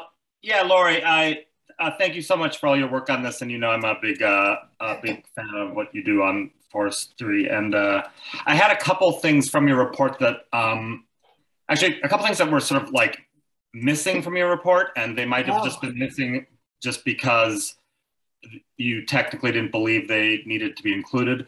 But when we talk about the tree topping, you didn't include any imagery of the tree topping or anything like that. Perhaps you and I disagree about how extreme the tree topping was. To me, it looked like a bunch of helicopters that literally crashed into the side of the mountain and sliced a bunch of trees in half. And I know that they're saying that technically the violation does not include tree topping, but going forward with what we're trying to do with the scenic overlay, it's kind of important because we probably are going to be including things like that. And so I kind of wish that I didn't take photographs because I didn't feel comfortable unless I asked permission to, but I didn't see any in your report. So I just thought that was a missed opportunity. Okay. The other thing that just wasn't in your report at all, which I think we can all agree on who were there, was basically the day we did this, you couldn't really see the hand in front of your face. Mm-hmm. The fog was basically like the English Channel. And I mean, it was just white, and so we talked a little bit about what you can see looking down versus what you see looking up. I mentioned a few times like, oh, this is a sweeping view of Cooper Lake, which nobody disagreed with. So I just wonder whether or not, and somebody I talked to who had nothing to do with the planning board of the town or anything, who I talked to about this experience, said, I can't believe they didn't just cancel the site visit. If you were talking about scenic overlay and the relation to a neighbor's view and things like that, and if you couldn't even see your hand in front of your face, how could you have even judged things like this? So that was just something that I feel should have been in the report, that was, unless you want to make a really strong case that what you can visually see doesn't matter. But I just sort of thought, if you could have looked out and seen the neighbor's property, maybe that would have influenced your opinion at all, or looked down to see the very sweeping view of Cooper Lake, whatever that view was. I couldn't see it myself, so I don't know. I couldn't say either. Do you know what I mean? I know exactly what you're saying. So to address the first concern that you had regarding, this part, the DeSwan Aaron's site plan review. I didn't think that it was actually necessary for me to provide pictures of topped trees, just because, I'm like, do I personally think that topped trees look like what? And that's not a good thing. But I don't think that looks good, but you're not going to see that, or technically you're not going to see that from, 100 feet away, topped trees that are like, you have trees that are here, trees that are here, trees that are here, trees that are here. And if you just top a couple of them, you're not going to be able to discern if there are, I don't think that you're going to be able to discern from far away, unless you have 20/20 eagle eye vision, that like, it's, and being there, and you could see I totally respect and understand your point of view, but you could see 5 feet in front of your face. We could all see like 40, 50 feet in front of us. And when you and I walked down the hill, I was listening to you and we were having a nice discussion, but I was also looking at the trees that were topped and looking at it from a forestry and a scientific perspective, and how topped trees would impact, you know, the environment. It really doesn't, you know, for what was done there, you know, tree. And I also in my report have pictures of trees that were on the DeSwan Aaron's property. I think it's the last page of the report, where it's like, hey, look, I showed pictures of some hemlock trees and I pointed out saying, these are the ones that were topped, to show like, hey, look, if these were topped, you know, you can see like what's left. So I didn't know that that was expected, to show a picture of that. I didn't know how that would benefit, but moving forward in the future, sure. And as far as canceling the site visit, yeah, I mean, my God, who would have known the fog would have been that awful? However, after we all left and after I did my GPS work, I did go down to the lake view. And I drove all the way around it and I stopped at every point. I took pictures, I took GPS points, reference points, you know, and yeah, I couldn't see the hole, which is why I asked Melissa if she could, you know, provide some photos for me so that I can see that. And then I spent time on, thank Google, that technology, the Google view, where you could put the little man, you know, or woman. Can I interrupt you just a second, Lori? Yeah. I just brought it up on my own maps, and the argument that you can't see it from the front, I think is correct. If you will let me show. Okay, please. This purple is 2 lots that belong to James Montserrat. I don't know which one he was looking from. Right. This is the area that, according to the photographs in the flyover, have been thinned. And I can get a lot closer. What I have is I have 2021, because they just did it this spring. Right. And I have 2016. And that green area is what I outlined. That shows roughly where things have been taken out between those 2 times. As it happens in a GIS, you can get acreage, and it's about an acre 22, an acre point 22, including the road, which was already there. Right. So the point I want to make, though, is that the argument that you made and that, frankly, the architect made about the visibility of that property, you can't see what the photographs that Mr. Montserrat showed as that big gap from his property. Right. So it's like, well, where is that hole? Where is it? If there is a hole, that's, and there is his property. Now, whatever that thing is that he took a picture of, I haven't found it yet. I think it's a different piece of property. Yeah, I did. It's a little farm area. It's a little orchard. I found it. Yeah. Anyway. Oh, you found it, Peter? Well, I didn't take GPS coordinates, so I wouldn't prove it. But just from looking at the aerials, it looked quite like it. Any rate, but I think this is pretty conclusive that what they're seeing, if he sees anything, it's edge on. It's not straight on. It couldn't. Right, and the photos that he has are straight on, like, you know, of a hole that looks like that. So, I mean, that's my point. That's why I wanted to bring that up. Mr. Maserati for being like, you know, the eagle eyes of the town and doing what, you know, what he can to say, hey, wait a minute, you know, and trying to put something together and say, we need to protect our scenic overlay. But, you know, we have to make sure that when, you know, what the point source is. And since we don't know that indefinitely, you know. This is Brian. I have one question and a comment then. James, how many trees do you guesstimate were topped? Dozens. I mean, again, I wish I had taken pictures. It definitely opened up a major view. The question is, there's obviously been, this is part of the scenic overlay talk, is, you know, is an exposing of something that's clear cut a violation of the scenic overlay? You know, that's sort of the question. Like, if this was clear cut, you know, 25 years ago, because as Lori's saying, she could identify a stump that's 5 years old. And she's right, there were only a couple stumps like that on this property, but it was this very big open clear area.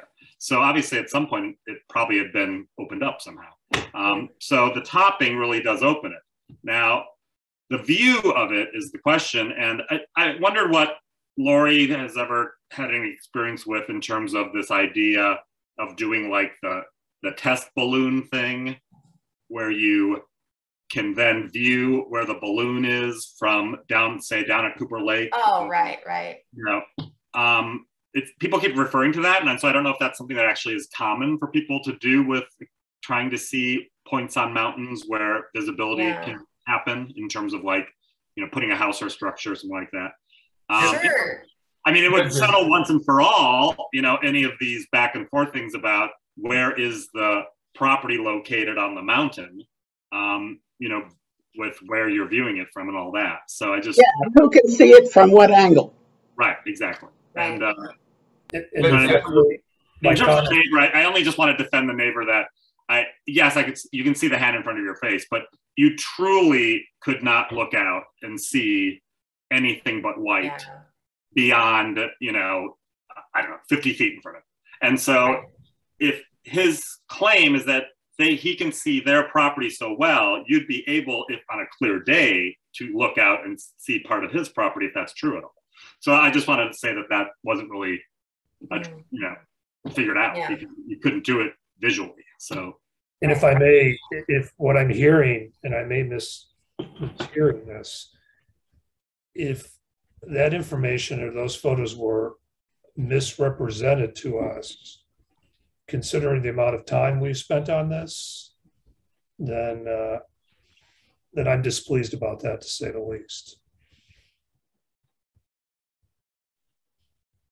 Right, but we technically can't take a side right now because, I mean, the maps that are being shown now have like question marks in areas. They have like, you know, it's all very, that's why I'm saying, would the balloon actually like, you know, bring it to a close as to what is going on here? Yeah, so the balloon method, yeah, I'm aware of, and I know it's like that's a really good one. You know, old school's good school, I think. You know, like if it ain't broke, don't fix it. So that's definitely a very an older method of like doing GPS work. It's like part of actually what started GPS work, or part of that whole process. But so either that or a drone, you know, to go out and go directly to that hole. Because what I'm interpreting of this whole project is that, and maybe I'm wrong, but that hole, or of you know, the pictures that Mr. Maserati was able to provide,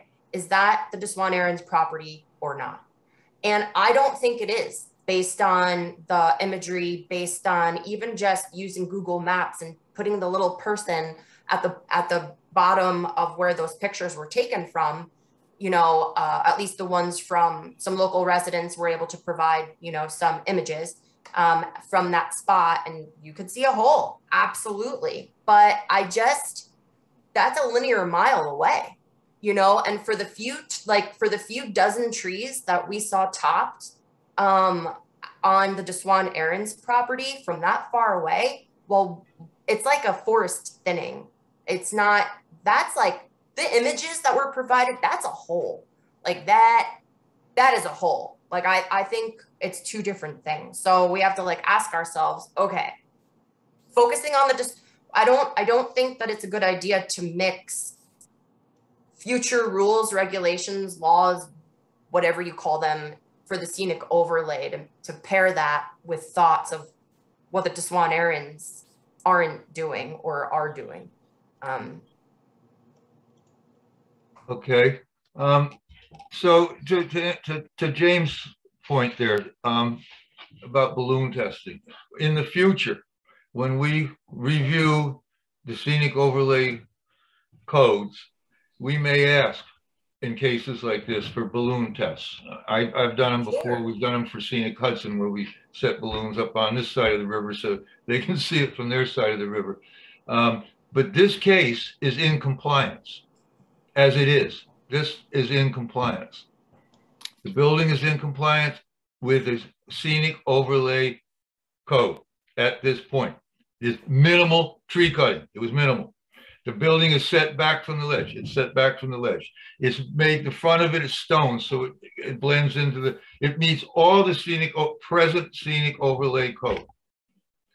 In the future, I believe we're going to change these codes so that these things can't happen. but at the present, it's in compliance. So any other members of the board have questions for Lori or? No, I just want to make one observation. I looked a little further at my map, and even from Cooper Lake, it would be an interesting problem to see it because there's a shoulder of mountain in between. Yeah, yeah, which is exactly why I don't think that hole is on the DeSwan Aaron's property. No, that clearing is a little farm. It's got a small orchard in it and a couple of buildings, and that's what that clearing is. But anyway, this is Cooper Lake. This is the plot, and this is Mr. Montserrat's property. So I'm satisfied. Any other board members have questions for Lori or anyone else? This is Stuart. I just want to thank Lori Raskin for her contribution. And Peter, I think it's an important point, you know, that if you're agreeing that the so-called scar that has been driving this controversy is not on the DeSwan Aaron's property, then that can't provide any reasonable basis for holding back their application. I mean, even if, you know, you want to blame them for something, but, you know, if it's not on their property, then someone else did it. Nothing to do with their parcel. Not only that, Stuart, but I want to make it clear to the board, because I said it 20 times, it's in compliance. If you want to vote against it, go ahead. But I can tell you that they already have one of the best attorneys for land use attorneys in this area. And they are in compliance and they have no violation. So the idea to refuse them, you do at your own peril. So well, anyway. I would suggest that we poll the board before taking a vote, see where we're at. You know, if any didn't know, are the yes votes still yes, or the no votes still no, or has anyone changed their mind? Why don't we have a informal poll about it? Now we know where we stand. Good idea. Judy? Yes. Oh, Me, we yes. need the motion. Heck, okay. No, not yet. It's just a poll. Polling. Okay, sorry. Well, I remember Brian and James and I think John voted no. I don't remember. I think Connor did as well. So if they were all still on the line, I'd like to know where they stand on this at this point, if they want to offer it. I have Peter, I have Judy as yeses. Connor? Okay. Hear me? John No, Campbell. I can't hear Connor. Connor? Can you hear me? Yep. Oh, okay. Yeah, sorry, my mic wasn't working before. I was actually trying to butt in during the colony. Had to reset some things. You know, I mean, if we are now contending that the photographs that were submitted to us are not actually of the property, that I'd be remiss to say that changes a lot. However, I just have to put out there that I'm still stuck on this whole, you know, we hear a dozen trees get topped or modified, and what the code says is minimize tree cutting, and I just don't see how this evades that. Now I know that we're going to be Connor, you're cutting out with your mic. I know that we're going to be discussing this more in the coming. Is that any better? Yep. Yes. Right. We're going to discuss this more on the 20th. I actually have language drafted by me and Ed Sanders to kick things off with, but that's for another time. But with everything that is done and being done, let me ask one more question. Lori, are you recommending a mitigation strategy, or are you simply saying that if there was to be mitigation efforts, it would be better to use younger trees? So, okay. So from a professional standpoint, I think that, well, this is a tough one. I'm just, don't prosecute me for being myself and saying what I think and how I feel. So, yeah, with the knowledge and expertise that I have, tree topping in itself, I think is atrocious. It looks terrible. Some people may love it, but that's just personal, you know. But when it comes to the environmental ramifications and how that affects, you know, wildlife and other species, etc., the side of the mountain, you know, the amount of trees that were topped. I'm going to say, when I was doing an ocular looking around to see what was done, because the real focus was like, this view is a gaping hole from far away. And when I looked at how many trees like were topped just from ocularly estimating, I'm like, so what? I don't think that the Des Moines Ariens need to do anything for remediation, but if it makes you guys feel better about it, because you just, for whatever reason, then yeah, I think that they should plant some eastern white pine trees or rhododendrons like mountain laurel to eventually fill that in again. So, because I'm just going to also point out that our concern shouldn't just be whether or not it's viewable from Cooper Lake. The question is it viewable anywhere that, people hike, people live it elsewhere. So I'm inclined to vote yes, pending submission of, a mitigation strategy. And I am comfortable deferring to your suggestion of younger trees for a more a more solid long-term remediation. Let me ask you though, what are you mitigating? There's no violation. So what are you mitigating? You can't mitigate it. You don't have any authority to mitigate it unless there's a violation, and there's not. So why don't we just call it a planting condition then? I wouldn't get hung up on calling it a mediation. There's no violation that's outstanding. But all right, I'm going to back up. But the planning board has a, I'm sorry, I didn't finish. The planning board has a right to impose conditions on any application, and we don't have to call it a mitigation. I think it's just a shorthand word that's being used here. And yeah, that is, I appreciate that, because that, I assume, they have come back to the table in this regard to, to satisfy all parties. And I agree with Stuart, we have some say in this. Now, again, what are we mitigating? I'm not going to say the word mitigating, but what are we looking to address? We're looking to say that, this code may be a little wishy-washy now, but we do have some purview over how it's interpreted. And to me, this seems like a pretty minor request versus, the impact that it could have to ignore it on even future cases. So that's where I'm at. Okay, I'm sorry. I didn't mean to interrupt you, Stuart. I just wanted to pull the rest of the board. That was. Go ahead. Okay. Brian? I'm inclined to vote no, because I think we were misled, or perhaps information was not given by omission. And also, I just have a problem with tree topping. But I think you have enough yes votes. So, James? You're muted. Yep. Okay. Yeah, I mean, I'm kind of just, all over the place with it, just because I was so unsatisfied by the site visit purely based on the weather. And so, I tend to sort of try to believe things that I see with my own eyes. And so that was, a tough one. I appreciate all the GPSing and all that, and whether there's a question of whose property is what is very important, for we don't want somebody to be said they're violating something if they aren't, or if they, if that's not their property that's being seen at certain points. So I don't know, it's just very confusing. I think Lori actually suggested that I actually not even vote. And I thought that was actually an interest. You said something like, oh, I should maybe not vote. Abstain? Yeah, just because it was, I just don't know one way or the other right now, to be honest. I hear what Connor's saying. I definitely hear what Peter and Stuart are saying. I know that what the law is right now says what it does, and I believe in that applies to everybody equally. And I hope we can change those laws and make them a little bit more clear. So, I don't know what to say. That's all I'll say. Are you abstaining?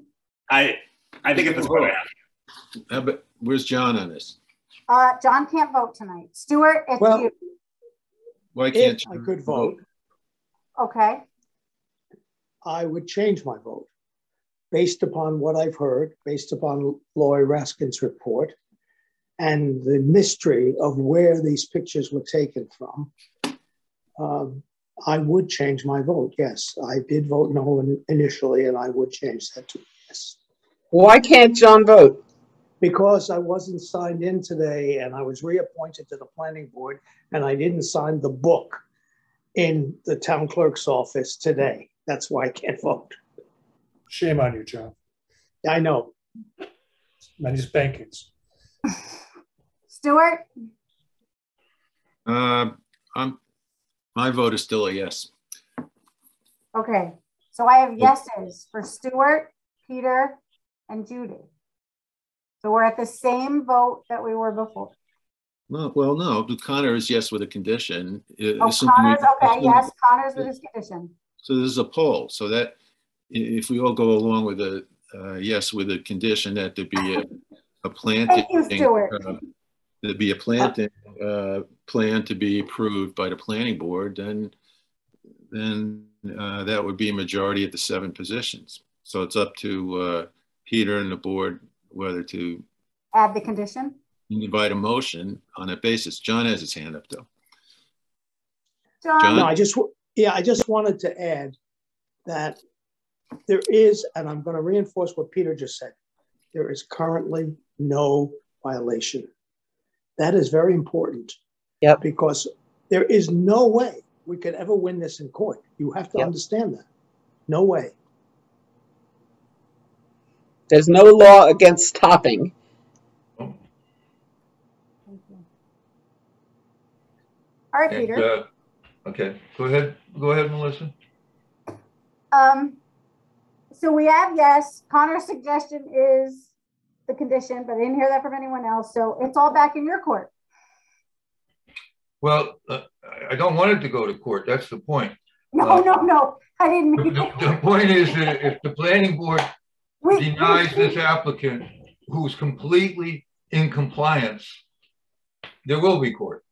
My point was, I think we take it back to, okay, we've gotten this far. Let's make a motion to approve the approve Yeah, you've got the vote. We approve the application. Well, right, Peter? I'm going to ask to amend that motion so that we move to approve the application on condition that a plan for planting additional trees be submitted that meets with our approval. I'm okay with that. Second. You know, I'm going to go along with it just so we can get this done. I don't know who's going to watch those I was trees going to for the ask next John 30 what years, his advice was on that. No, I just don't see how you enforce that. I don't think you can enforce it. You can't make them plant trees. There is no way you can enforce it. It's unenforceable, Stuart. So, vote no at your own peril, as I say. They have to show us that the trees are planted, and then they've met the condition. I don't But the understand trees why. can't be planted until after everything is built. So that's over a year from now. Who said that? So I haven't heard that at all. I mean, I thought the area of planting is, away from where they're building the house. I was at the site. The building site is close to the, away from the view and close to the ridge. And everything that I heard, the trees would not be planted until after everything was built in all of this. I must have missed that. Anyway. So that's part of the condition. No, but listen, we don't need to go back and forth. That's part of the condition. And hello, everybody. And you have the votes. Mark's here. He's talking. He's the owner. Hi, This Mark. is Mark, the Swan Errands. Hello there. May I say something, please? Of course. Thank you. I would like to say that we are very happy to follow the forester's recommendation. We're very happy to plant young saplings in the area that she was suggesting. And we can do that now, whenever the spring is, because it's way away from where our homes will be. And I really want to just thank everybody for being so considerate. And I also want to point out that at every stage we've been told that we were complying to every regulation. And I really hope that we can move forward. And if you want anything to reinforce that we will plant, we will send you pictures. And you have my word as a Woodstock citizen that we will plant them. but I really hope that we can move on. And Thank you for your time. I appreciate you saying that, you know, and not to bust in, but the last time we met with you seemed very open to it. And while I do appreciate everyone's concern, you know, while we're a volunteer board, you know, we're also a neighborhood.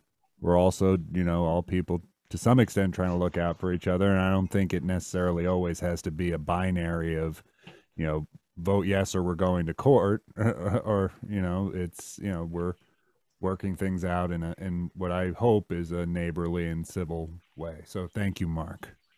Thank you. May I say something? Peter, that's your call. Okay, Melissa.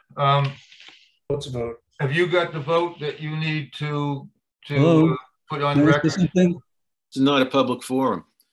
It's not a public hearing. This is not a public hearing, no. Please come to Van Hoagland Road and you'll see this hole. Please come see. Okay. Please come and That's see out it. of order. I'm not lying. I'm not making this up. Okay, sir, this is not a public hearing and we're trying to get a vote amongst the board, so please give us that opportunity. Okay, so what you need to do is make a motion to approve the application pending draft resolution, and then we can talk about the resolution later.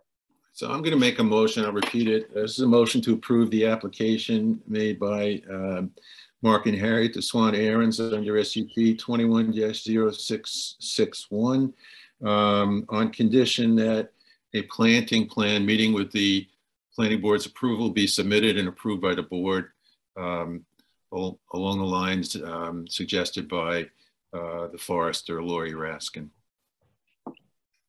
Second. All in favor? Aye. Perfect. Oh, anyone opposed? One nay. Oh, okay. Thank you, Brian. Thank you. So all are yay votes and one nay. Yep. Motion carries. Thank you, Okay. Stuart. Thank you, Stuart. Thank you very much. Okay, we have now. Thanks for the opportunity to help. Oh, thank you. Bye. Thank you, Lori. Lori. Thank you you so very much. Bye. Hope to see you soon. Yeah. Working with you. Thanks, guys. Bye. Okay, we have for the 7:45 for the 7:30 a complete streets committee draft policy, and Judith is going to give it to us. Yeah, I just need to give you a short explanation of how it might affect the planning board. Because for the most part, it most of the time won't. Complete Streets is concerned with allowing as much as possible the use of other means of transportation than automobiles. So bike lanes, walking paths, concern about handicapped access. It's a very broad category, and we are working on proposals for the town. And what we sent you is a draft of what we would suggest to the town that would involve things like if the DOT is doing something to 212, that we be looped in, we being some standing Complete Streets committee. The only way that I imagine that this might impact planning board in a direct way would be, for example, if we had a large subdivision, which we have in front of us one. We might be inclined, or we might want to, or we might even have to, depending on what the town board does with our proposal, require walking paths or require that driveways be, or subdivision roads be sufficiently designed so that bicycles and pedestrians can use them. I really don't imagine sidewalks is likely to be it, but conceivably we might recommend sidewalks under some circumstances. I don't really see that it's going to be directly pertinent to our activities other than that. But to the extent that we can look at ways to enhance the availability of transportation and traffic flow to more than simply cars, that's the intent. So I know that there's a fair amount of, the town will do this kind of language in the proposal. I don't think it mostly has to do with planning board issues. And I'll be interested to see what the town board, responds to it. I can answer any questions, but that's kind of it. I should mention that the subcommittee that I was on, we surveyed handicapped parking, and there is now on the town website a map that I made with a lot of input from other people on the committee that shows where all the handicapped parking is, where all the parking lots are, where the electric car charging stations are, and our one and only in the Hamlet gas station. It's only for the Hamlet. I didn't try to do any more than that. But I hope there are going to be other practical results from the larger committee as well. That's the first one. Okay, good. Thank you, Judy. Thank you very much. But we ought to be looking at subdivisions in terms of walkability, for sure. Good. All right, Melissa. All right. I see you have on the end here a discussion on the fees and fee schedule. Is that something we can do another day, or? We absolutely can. I sent you guys some information and some questions. If you could just give me some feedback. Honestly, I just want you to hear my take on this. The ZBA's application and the only fees attached to the ZBA is $50 for the application fee. We exceed that. We have, as I've laid out and sent to you guys. We also have a fee of schedules in which every applicant pays. I'm comfortable with what we have. I just wanted your feedback because they're asking for it. That's it. That's all I wanted to say. We can move on. Okay, well, we'll go over the fee schedule and then we'll go over it together later. Sounds good. All right, so just what resolutions, what are we doing? So with Arnstein, what are we doing? Are we gonna table it and discuss it next meet? I don't know if I can fit them on the next meeting. What, tell me what to do. Well, we agreed to table it. So does that mean we bring them back as soon as I can and you discuss with the applicant? Well, I guess we're going to be waiting for more proposal from them first. I have to admit, I never heard 16 units in the previous discussions. That is 16. I thought he said 6. I thought they said 6 too. 16. Is it 6 or is it 16? Yeah, which is it? I don't know, but I mean, 6 felt like a lot, depending on what we don't have it in front of us. When they have it in front of us, we'll know what they're proposing. It's kind of spends a lot of time to talk about something that's not in front of us. And I mean, the only thing that was in front of us was the 25 square feet of the stream buffer, and nothing else is going to come closer to that stream. So, Peter, there are 2 issues there. One is the cabin, and for myself, I would vote in favor of it for the cabin, no problem. The other is the bridge, and that is a harder question. Well, I would suggest we put it on for further discussion, say 2 meetings from now or 3 meetings from now. Okay. That'll give them time to get their head together and give us time to think about it some more. Okay, and for the colony, we asked them to give us a proposal for what we discussed tonight, and then we'll work on that. And just Swan Errands, do you want me to come up with another resolution with the condition of the planting? And then I'll get you guys that, and hopefully we can approve that next meeting and move on. Good. Okay. Okay. Guys, I know this was all difficult, and you all gave it your all, so thank you. Oh, thank you. Happy New Year, everybody. Happy New Year. Thank you. Happy New Year. Entertain a motion for adjournment unless somebody's got something. So moved. So moved. All in favor? Aye. Aye. Thank you, everybody, for the hard work that you guys are doing. And ladies, you're really doing some hard work here. I appreciate it. See you around town. For your chairmanship. And Melissa, thank you for everything. And Stuart, thanks too. Take care, everybody. All of you. Happy New Year, guys. Stay safe. New Year.